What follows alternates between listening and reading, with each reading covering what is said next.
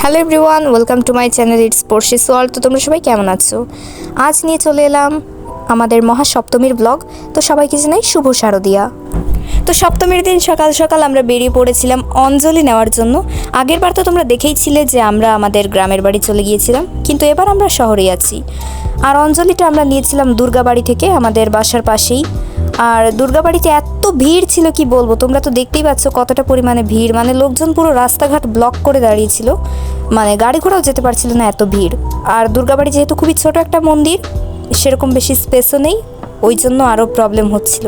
আর অঞ্জলিটা ঠিক করে নেওয়াও যায়নি, কারণ সবাই পর্যাপ্ত ফুল বেলপাতা পায়নি। দুর্গাবাড়ি থেকে অঞ্জলি নিয়ে আমরা তারপর কালীবাড়ির উদ্দেশ্যে চলে যাচ্ছিলাম। এখানে তো আমার পাশে আমার আন্টি আর আন্টির মেয়ে, আর সামনে আমার মা বাবা ভাই, ওখানে অপরিচিত কেউ একজন বসেছিলেন।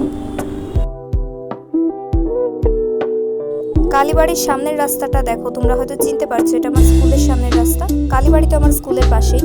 এখানে প্যান্ডেল বাঁধা হয়েছিল, আর মানে লোকজন এখান থেকে মোমবাতি কিনছিল যারা মোমবাতি দিতে চায়। কালীবাড়ির ভেতরে কিন্তু আবার একটু স্পেস আছে, মানে সুন্দর করে তুমি চাইলে অঞ্জলি টঞ্জলি নিতে পারবে। দুর্গাবাড়ি থেকে অনেক বেটার।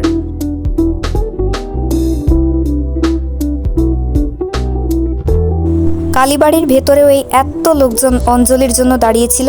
তবে কালীবাড়ির ভেতরে স্পেস অনেকটা আছে, তোমাদের তো আমি দেখিয়েছি, সেজন্য মানে তেমন একটা প্রবলেম হয়নি। আর মা দুর্গার মুখটা আমি ঠিক করে দেখাতে পারছি না তোমাদের, কারণ অনেক ভিড় তো সামনে, ওই জন্য। তবে মূর্তিগুলো কিন্তু খুবই সুন্দর হয়েছিল। আর এখানে প্রচুর ভিড়, সবখানেই তোমরা লোকজন দেখতে পাবে, যেদিকে তাকাও সবখানেই লোকজন দেখতে পাবে।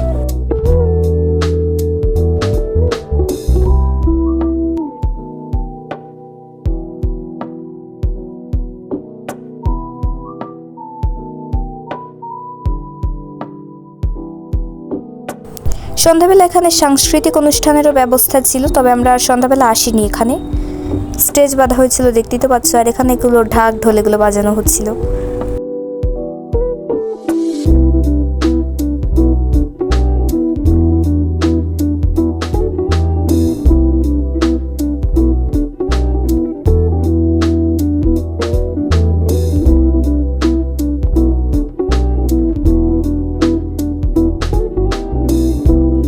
কালীবাড়ি থেকে বাসায় এসেই আমরা আবার ছটফট করে রেডি হয়ে চলে গেছিলাম আমাদের বাসার সামনে মদনমোহন মন্দিরে।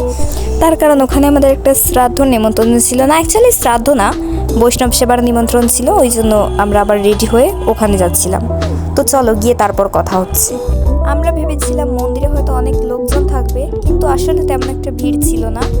আর খাবারের আয়োজনও খুবই ভালো হয়েছিল, খাবারগুলো খুব টেস্টি ছিল খেতে। খাওয়ার সময় আমি আর ভিডিও তারপর একেবারে সন্ধ্যাবেলা থেকে ব্লগ স্টার্ট করছি। তো সন্ধ্যাবেলা আমি এখানে রেডি হচ্ছিলাম, মেকআপ করছিলাম, দেখতেই পাচ্ছ। আর পেছনে আমার বাবা, সরি বাবাকে দেখা যাচ্ছে, তো যাই হোক ছেড়ে দাও তোমরা।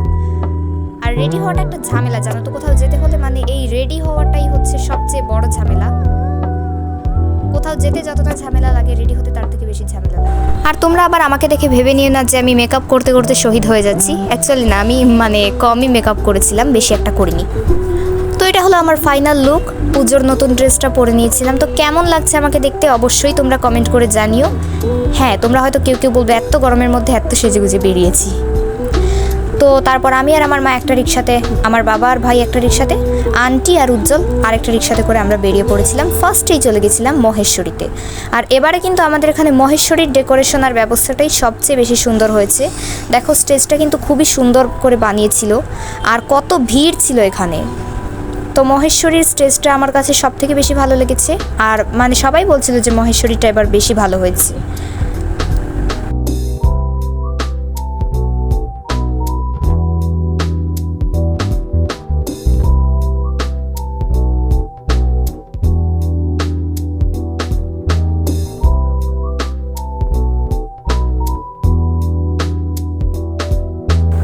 ঢোকার রাস্তাটায় এরকম গাছপালা আর গ্রিন কালারের মানে ফেরি লাইট জ্বালিয়ে খুবই সুন্দর করে সাজিয়েছিল। অ্যাকচুয়ালি খুবই ভালো হয়েছে ডেকোরেশনটা দেখতে।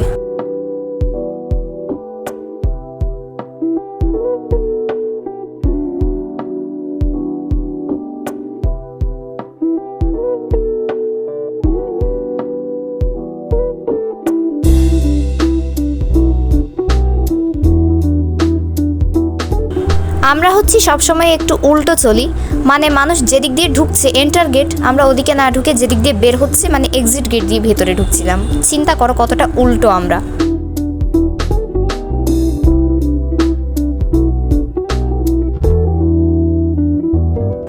আর ভেতরে ডিস্কো লাইটে পুরো চোখ ধাঁধিয়ে যাচ্ছিল, আর এত জোরে জোরে মিউজিক বাজছিল কি বলবো, কিছুই শোনা যায় না, মানে নিজে কথা বললে নিজে শোনা দেয় এমনই অবস্থা। আর ঠাকুরের মূর্তিটা তো খুবই সুন্দর হয়েছিল, ঠিক করে দেখাতে পারছি না তোমাদের, অনেক দূরে ওই জন্য। তো এই নাও কাছ থেকে দেখিয়ে দিলাম মহেশ্বরীর মূর্তিটা, তো খুবই সুন্দর হয়েছিল ঠাকুরের মূর্তিটা, আমার তো খুবই ভালো লেগেছে। আর একটু পরপর এখানে মানে ফায়ারিং হচ্ছিল, কি বলবো, মানে দুই পাশে দুটো মানে মেশিনের মতো কিছু লাগানো ছিল, ওখান থেকে ফায়ারিং হচ্ছিল একটু পরপর।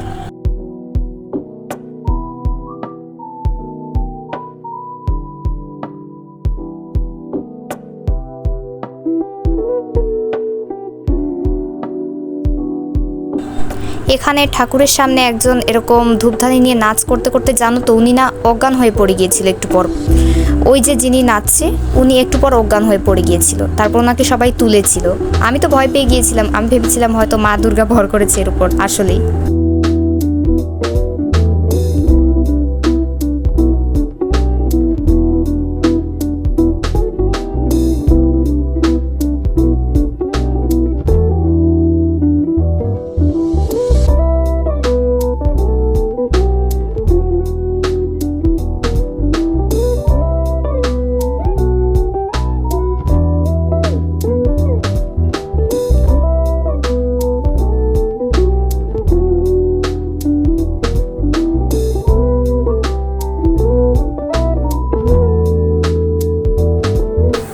আর এখানে প্রচুর ধামাইল শুরু হয়ে গিয়েছিল, ছেলেরা ফার্স্টে স্টার্ট করেছিল আর তারপর কয়েকজন মেয়েও মানে সার্কেলের ভেতরে ঢুকে গিয়েছিল। তো ধামাইলটা কিন্তু খুবই ভালো হয়েছিল, চলো তোমাদের দেখিয়ে দিই।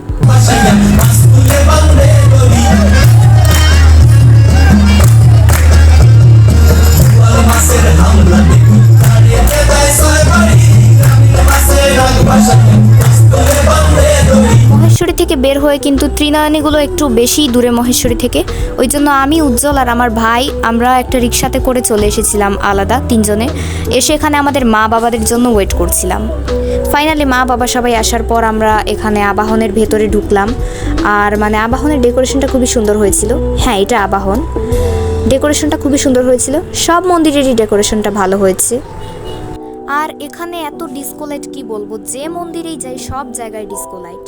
আর আবাহনে আমরা ঢোকার পরপর জানো তো গুলবাহার গানটা স্টার্ট করে দিয়েছিল, এই গানটা এখন ট্রেন্ডিংয়ে চলছে, তোমরা সবাই জানো। কিন্তু ভাই তাই বলে কি তোরা দুর্গাপূজায় গুলবাহার গান চালিয়ে দিবি? এটা কি ধরনের কথা?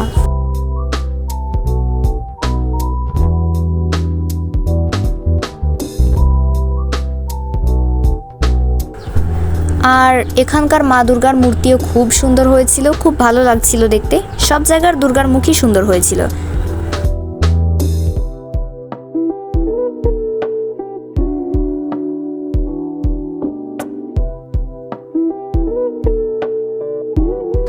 আবাহন থেকে বেরিয়ে আমরা চলে গিয়েছিলাম ত্রিনয়নীতে, আর ত্রিনয়নীটাও খুবই সুন্দর হয়েছিল। দূর থেকে দেখে মনে হচ্ছিল যেন অনেকগুলো প্রদীপ জ্বলছে। আর ত্রিনয়নীর মাঠের স্পেসটা কিন্তু বিশাল বড়, এখানে অনেক লোকজন ছবি তুলছিল, কি বলবো। আর এত উঁচু করে বানিয়েছে আর এত লাইটিং, কি যে বলি।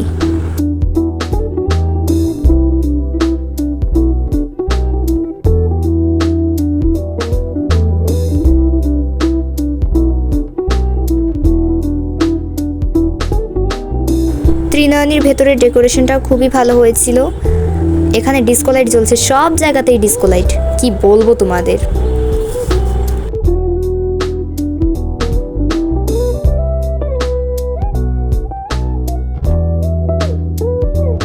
আর এই হলো ত্রিনয়নীর মা দুর্গার মুখ।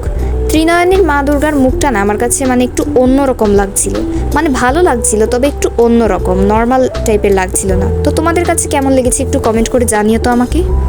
তবে ত্রিনয়নের বাইরের স্পেসে কিন্তু এরকম দুর্গা, লক্ষ্মী, সরস্বতীর অনেকগুলো মূর্তি বানানো হয়েছিল, মা কালী, মানে মা দুর্গার অনেকগুলো রূপের মূর্তি বানানো হয়েছিল।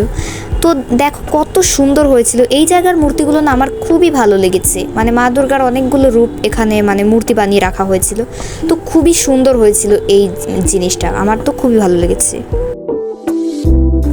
অ্যান্ড এটা হলো ত্রিনয়নীর মেলা, মানে এক্সিট গেট দিয়ে বেরিয়ে মেলায় এসে ঢুকতে হয়। তো মানে কি বলবো, মেলাটা তো আমি তোমাদের আগের বছর ভালো করে দেখিয়েছি, বাট এবছর আর দেখাইনি, কারণ মেলা রোজ রোজ কী দেখাবো, মেলা তো আর তোমরা দেখেইছো।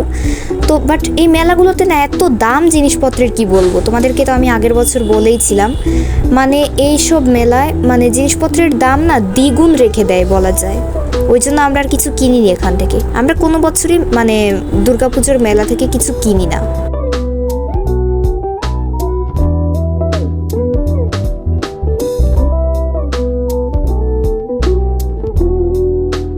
ওখান থেকে বেরিয়ে আমরা ডাইরেক্ট এসে ঢুকলাম দুর্গাবাড়িতে। দুর্গাবাড়ির ওপরের তলায় এসে আমরা এখানে খাওয়া দাওয়া স্টার্ট করেছি। হ্যাঁ, দুর্গাবাড়িতেই খাচ্ছিলাম আমরা। ওই দেখো, ক্যামেরা একটু প্রবলেম হতে পারে যেহেতু অন্ধকার, ওই জন্য। ওই যে আমার বাবা, তারপর ভাই, ওদিকে আন্টি, উজ্জ্বল সবাই বসেছিল, আর আমার মা ক্যামেরা করছিল। তো যাই হোক, আজকের ব্লগটা তাহলে এ পর্যন্তই। ভিডিওটা কেমন লাগলো তোমাদের অবশ্যই কমেন্ট করে জানিও। ভালো লাগলে একটা লাইক করে দিও আর চ্যানেলটাকে সাবস্ক্রাইব করে দিও। Thanks for watching, tata.